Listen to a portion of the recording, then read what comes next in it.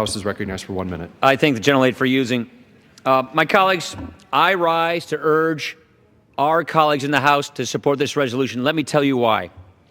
This provides Congress with the legislative tools that we need to repeal and replace Obamacare. This is a critical first step toward delivering relief to Americans who are struggling under this law. In the weeks ahead, several steps will be taken to provide relief. Some steps will be taken by this body. Some steps will be taken by the new administration, including, after he's confirmed as HHS Secretary, our own colleague from Georgia, Mr. Price.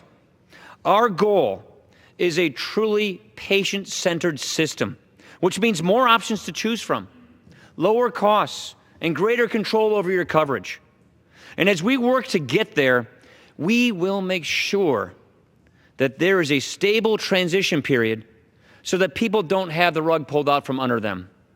So that this will be a thoughtful, step-by-step process. And we welcome ideas from both sides of the aisle. But today, I can't help but think, back when we were debating this law in 2010, what was said at the time. I was a member of the minority then. I stood right here and pleaded with the majority not to do this. Don't take something so personal like your health care and subject it to a big government experiment. Don't do something so arrogant and so contrary to our founding principles. But they pushed it all the way through, making all kinds of promises. People were promised that their premiums would go down, but instead they're skyrocketing. Look at the new premium increases announced just this year. Kansas, 42% increase in their premiums. Illinois, 43%. Pennsylvania, 53%. Nebraska, 51%. Alabama, 58%. Minnesota, 59%. Tennessee, 63% increase in premiums. Oklahoma, 69% increase this year in premiums. Arizona, 116% increase in their premiums. People were promised, if you like your plan, you can keep it. Well, guess what? That was rated the lie of the year that year. People lost their plans. People were promised all sorts of choices. You'll have all these great menus of choices to choose from.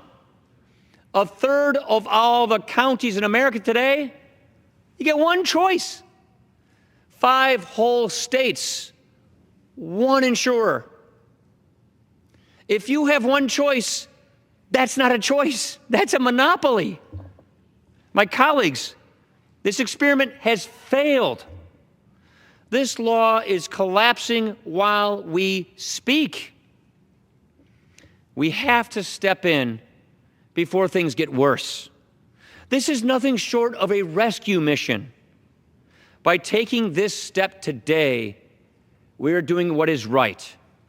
We are stepping in and stopping the collapse from doing more harm to the working families of America. To bring the kind of relief and to bring the kind of solutions that we need to really achieve the noble goal here.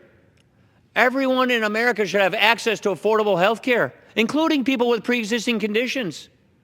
This is what we want to achieve, but that's not what's happening under Obamacare. The law is collapsing. The insurers are pulling out.